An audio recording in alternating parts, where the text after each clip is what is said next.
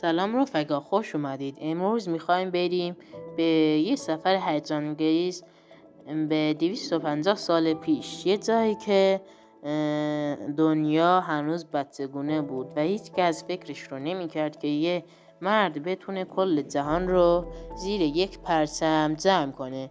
اسم این مرد چیه؟ داریوش بزرگ. اما صبر کنید، داریوش فقط یک پادشاه معمولی نبود. اون یه نابغه مدیریتی بود که مثل مهندس نرم افزار سیستم عامل یه امپراتوری عظیم رو از صفر نوشت. داستان اینه که چطور یه مرد از یه خاندان فقیر تونست بعد از یه دوره وحشتناک آشوب ایران رو به قدرتمندترین قدرت تاریخ تبدیل کنه. آماده ای؟ کمربندها رو ببندید چون قراره 10 دقیقه با هم بریم تو دل تاریخ.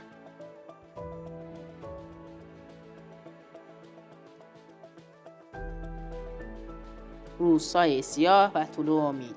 بذارید داستان رو از جایی بگیم که همه جا تاریک بود. بعد از مرگ کموزیه برادرش بردیا، اگه درست گفته باشم، اومد و ادعا کرد که شاهه. اما این ادعا دروغ بود و مردم ایران دیگه نمیدونستند کی باید بهشون اعتماد کنن. یه سری شورش‌های خونین در سراسر کشور در گرفت. حتی یه نفر به اسم گوماتا ادعا کرد که پسر کموزی است و همه جا رو درگیر کرد. داریوش در این زمان یه جوان 28 ساله بود که از خاندان هخامنشی بود، اما نه از شاخه های اصلی پادشاهی. اون یه ساتراپ فرماندار در پارس بود. وقتی دید که کشور داره اصلا میپاشه، تصمیم گرفت قلمرو رو نجات بده. اون با یک گروه از 7 نفر از ندیبزاده های وفادار یه نقشه دقیق کشیدن. داریوش و یارانش با سرعتی باور نکردنی حرکت کردند. اونها موفق شدن گوماتا رو دستگیر کنن و تاج و تخت رو برای داریوش بازگردونن. اما این فقط شروع ماجرا بود، چون بعد از اون همه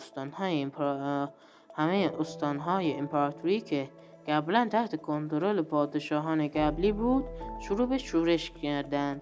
داریوش باید با یه دست شورش ها رو آسرکوب میکرد و با دست دیگه کشور رو دوباره میساخت.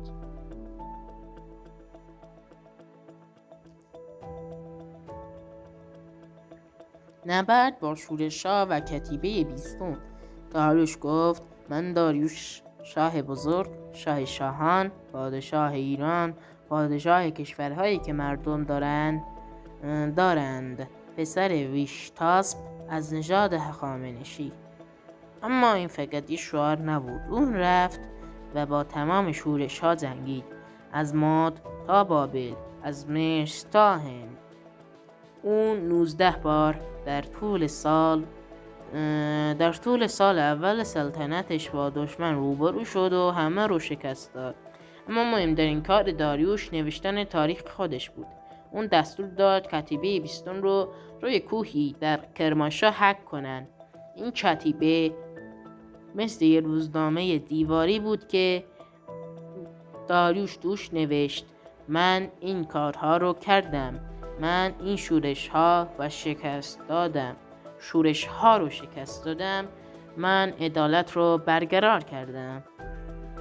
این کتیبه امروزه مثل یک کلید طلایی برای ماست، چون زباندانها با کمک همین کتیبه دونستن زبان میخی رو بخونن و بفهمن مردم اون زمان چی میگفتن. داریوش میخواست به همه بگه: من یه دزد نیستم، من نجات دهنده ایرانم.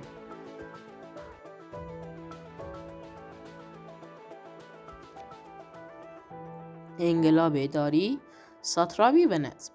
حالا بریم سراغ مهمترین بخش داستان. داریوش فهمید که یک کشور به این بزرگی با یه پادشاه که همه جا رو خودش مدیریت کنه نمیتونه دوام بیاره. پس یه سیستم جدید ساخت به اسم ساتراپی.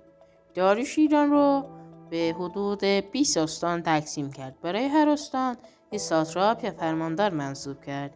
این ساتراپ ها مسئول جمع‌آوری مالیات، اداره شهر و حفظ امنیت بود. اما داریوش باهوش بود اون نمیخواست ساتراپ‌ها قدرتمند بشن ولی خودش جورش کنن. پس برای هر استان یه فرمانده نظامی و یه دبیر هم منصوب کرد که مستقیما به داریوش گزارش میدادن. داریوش یه سیستم جاسوسی هم داشت که بهش میگفتن چشم و گوش شاه. اینها مامورانی بودن که بدون اینکه کسی بفهمه وضعیت استانها رو بررسی میکردن و مستقیما به داریوش گزارش میدادن.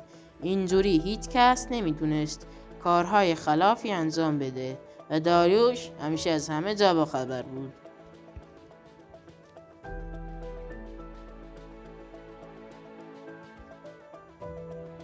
جاده شاهی و سیستم پست.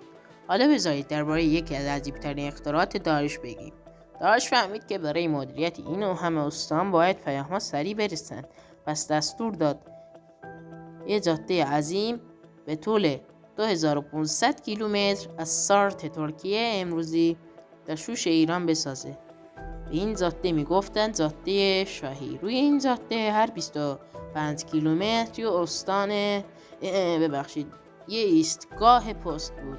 سوارکارها با اسب‌های قوی و سریع پیام‌ها رو حمل می‌کردن. اونها هر روز حدود 250 کیلومتر سفر می‌کردن.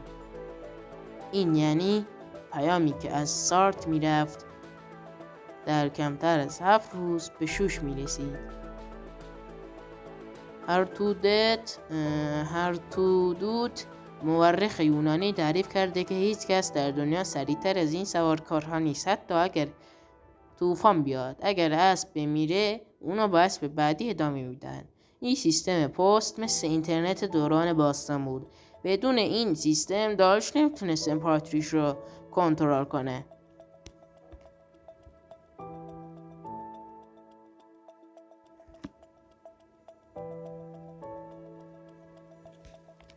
اقتصاد و واحد پولی.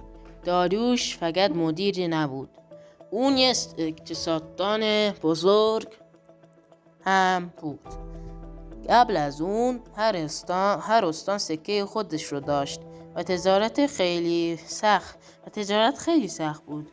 داریوش تصمیم گرفت یه واحد پولی واحد برای کل امپراتوری رو بسازه. اون سکه طلایی دریک رو ضرب کرد. این سکه ها اونقدر با کیفیت بودن که حتی یونانی ها هم ازشون استفاده میکردن. داریوش با این کار تجارت رو بین هند و مصر و یونان رونق داد. بازرگان ها میتونستن با خیال راحت از یه سر امپراتوری سر دیگهش برن و پولشون رو خرج کنن.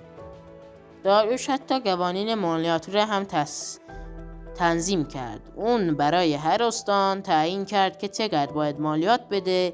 این کار باعث شد که هیچ کس احساس نکنه تحت فشاره و همه کشورها با هم همکاری کنن.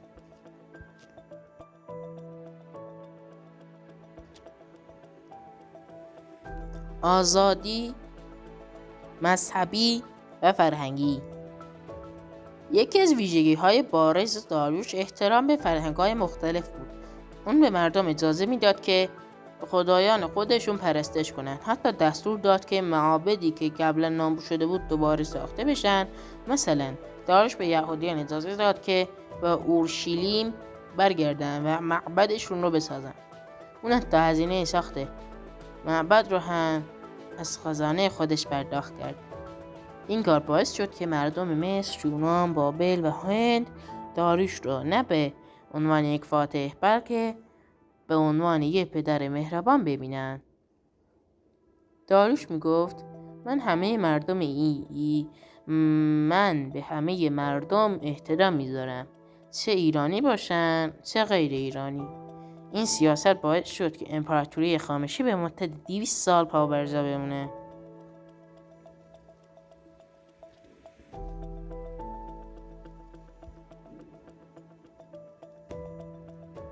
معماری و تخت جمشید. حالا بریم سراغ شاهکار معماری داریوش، تخت جمشید. این شهر نه فقط یک کاخ بلکه یک نماد از وحدت و شکوه ایران بود. داریوش دستور داد که این شهر رو بسازه تا همه نمایندگان کشورهای مختلف بتونن در جشن‌های نوروز بهشون سر بزنن. داریوش از بهترین معماران و هنرمندان سراسر امپراتوری استفاده کرد. سنگ تراشان از هند، نقاشان از مصر و نجاران از یونان، همه اینها با هم کار میکردن تا تخت جمشید رو بسازن. این شهر نماد این بود که ایران میتونه با همه فرهنگ ها همکاری کنه.